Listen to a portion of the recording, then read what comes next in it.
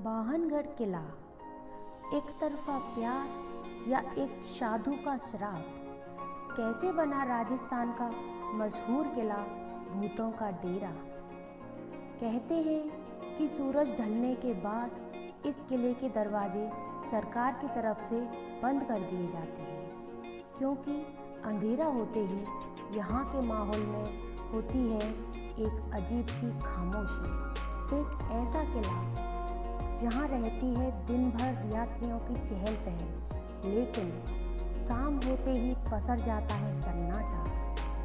सरकार भी आपको वहाँ जाने से पहले चेतावनी देती है। जी हाँ, तो हम बात कर रहे हैं बाहनगढ़ किले के बारे में, जो कि भारत का सबसे रहस्यमयी और डरावना किला है।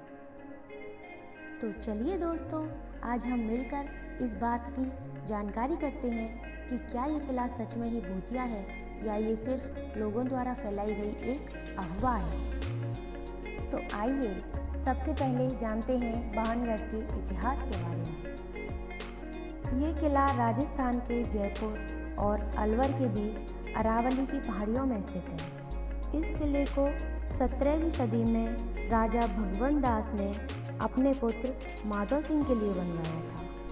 माधो सिंह राजा मान सिंह, जो कि आमेर के राजा थे और अकबर के 9 रत्नों में से एक थे, उनके छोटे भाई थे। राजा माधो सिंह ने बाहनगढ़ पर शासन किया और यही समय था बाहनगढ़ का स्वर्णिम युग। इनके शासनकाल में यहाँ पर 9000 से भी ज़्यादा घर हुआ करते थे, लेकिन उसके बाद ये नगर धीरे धीरे सुनसान होता गया, क्योंकि माधो सिंह के पुत्र और उत्तराधिकारी अजय सिंह के समय किले का महत्व धीरे धीरे घटने लगा और आसपास के राज्यों से टकराव शुरू हो गया। जहाँ कभी ये जगह 3 सुरक्षा वाले किलों और 5 बड़े दरवाज़ों से घिरी हुई थी, वहीं आज यहाँ पर मंदिर और बाजारों के सुनसान निशान मिलते हैं। लोगों का कहना है कि ये जगह भूतिया है, लेकिन फिर भी अपने शांत वातावरण, खूबसूरत पहाड़ों और शानदार वास्तुकला के कारण ये हर रोज़ हजारों पर्यटकों को अपनी तरफ आकर्षित करती है। तो फिर क्यों है ये किला श्रापित?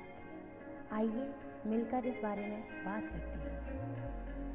यूँ तो इस किले के शापित होने की कई वजह मानी जाती हैं, लेकिन वो 2 वजह जो यहाँ के स्थानीय लोगों द्वारा सबसे खास बताई गई हैं, वो आखिर कौन सी हैं? तो आइए जानते हैं इन 2 वजहों के बारे में। पहला किस्सा है एक साधु बाबा का, जिनका नाम था बाबा बालूनाथ।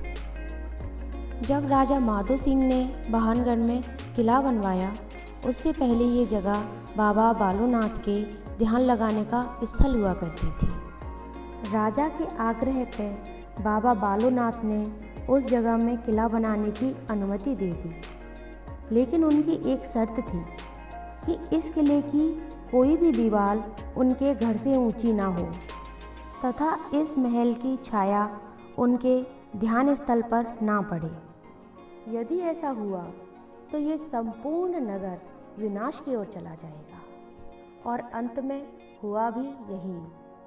किले का निर्माण कार्य शुरू होने के कुछ समय बाद राजा माधो सिंह की मृत्यु हो गई और किले के निर्माण का कार्यभार उनके पोते राजा अजय सिंह ने संभाला, जिन्होंने बाबा बालूनाथ की चेतावनी को पूरी तरह से नज़रअंदाज कर दिया और किले की दीवारों को मनमाने ढंग से बढ़वा दिया, जिसके कारण इस किले की छाया बाबा बालूनाथ के घर पर पड़ी और यहीं से इस नगर का विनाश होना शुरू हो गया और धीरे धीरे ये जगह एक खंडहर में तब्दील हो गई। जबकि दूसरा किस्सा, जो कि सबसे ज़्यादा प्रचलित है, वो है राजकुमारी रत्नावती का, जो बहुत ही खूबसूरत थी तथा देश विदेश के राजघरानों के राजकुमार उनसे विवाह करना चाहते थे। एक दिन जब राजकुमारी अपनी सखियों के साथ बाजार से इत्र खरीद रही थीं, उसी समय एक तांत्रिक जिसका नाम था सिंधु सेवड़ा, जो कि काला जादू जानता था, उसकी नज़र राजकुमारी पर पड़ी। राजकुमारी की खूबसूरती को देखकर वो मोहित हो गया और उनसे प्रेम कर बैठा तथा राजकुमारी को पाने की चाह में जो इत्र राजकुमारी खरीद रही थी उसमें उसने अपना काला जादू मिला दिया। लेकिन राजकुमारी को इस बात का पता चल गया और उसने वो प्रेम जादू वाला इत्र लेकर एक पत्थर पर फेंक दिया। जैसे ही उस इत्र का स्पर्श पत्थर से हुआ, वो पत्थर तांत्रिक की तरफ ही लुढ़कने लगा, जिसके कारण तांत्रिक कुचलकर बुरी तरह से घायल हो गया और अंत में मृत्यु को प्राप्त हो गया। लेकिन मरने से पहले तांत्रिक ने राजकुमारी के साथ साथ पूरे नगर को श्राप दिया कि इस नगर का बहुत जल्दी ही विनाश हो जाएगा और कोई यहाँ पर कभी भी बस नहीं पाएगा। तांत्रिक की मृत्यु के कुछ समय बाद ही राज्य पर मुगलों के आक्रमण प्रारंभ हो गए और राजकुमारी के साथ साथ किले के सभी लोगों को मुगलों की सेना द्वारा मौत के घाट उतार दिया गया। यहाँ पर हुई हजारों मौतों के कारण ही इस किले को भूतिया माना जाता है और ऐसा भी कहा जाता है कि उस तांत्रिक की तथा राजकुमारी रत्नावती की आत्माएं आज भी इस किले में भ्रमण करती हैं। यहाँ के स्थानीय लोगों का कहना है कि आज भी यहाँ से अजीब आवाज़ें सुनाई देती हैं और अजीबोगरीब परछाइयाँ दिखाई देती हैं तथा आए दिन कुछ न कुछ घटनाएं होती ही रहती हैं, जिसके कारण ASI यानी कि आर्कियोलॉजिकल सर्वे ऑफ इंडिया ने भी इस किले में सूर्यास्त के बाद तथा सूर्योदय से पहले किसी का भी जाना वर्जित कर रखा है। इस किले के बारे में कुछ सच्ची घटनाएं भी हैं जो यहाँ जाने वाले यात्रियों द्वारा बताई गई हैं। 2017 में एक पत्रकार ने अपनी टीम के साथ रात में यहाँ पर शूटिंग करने की कोशिश की। कई घंटों तक शूटिंग करने के बाद भी उन्हें वहाँ पर कुछ भी दिखाई नहीं दिया। लेकिन जब उन्होंने अपना कैमरा चेक किया तो उसमें कुछ धुंधली सी परछाई रिकॉर्ड हुई, जिसे देखकर पूरी टीम डर गई और जल्दी में वहाँ से भागने लगी। जब उन्होंने अपनी गाड़ियाँ स्टार्ट करी तो कोई भी गाड़ी स्टार्ट नहीं हुई।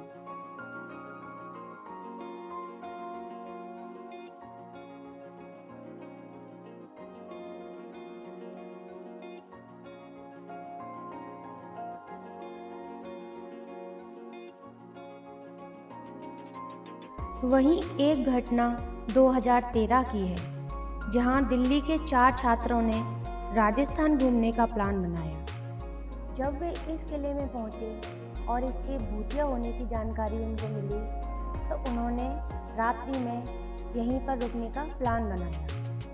दरवाजे बंद होने से पहले ही वो चारों दोस्त किले के अंदर ही छुप गए और रात होने का इंतज़ार करने लगे। लेकिन जैसे जैसे अंधेरा बढ़ने लगा, किले के अंदर का माहौल भी डरावना होता गया।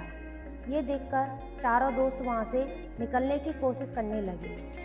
जब वो बाहर की तरफ निकलना चाह रहे थे, तभी अचानक उनमें से एक दोस्त को पीछे से धक्का लगा और वो बहुत ही तेज गिर गया, जिससे उसका पैर टूट गया। ये देखकर बाकी के दोस्त और भी ज़्यादा डर गए और जल्दी में अपने दोस्त को लेकर वहाँ से भाग निकले। यहाँ के स्थानीय लोगों का भी कहना है कि रात के समय यहाँ से अजीब सी आवाज़ें सुनाई देती हैं। ऐसा लगता है जैसे कोई रो रहा हो या अचानक से कोई चीख उठे। कभी कभी यहाँ पर रखी हुई चीज़ें अचानक ही हिलने लग जाती हैं।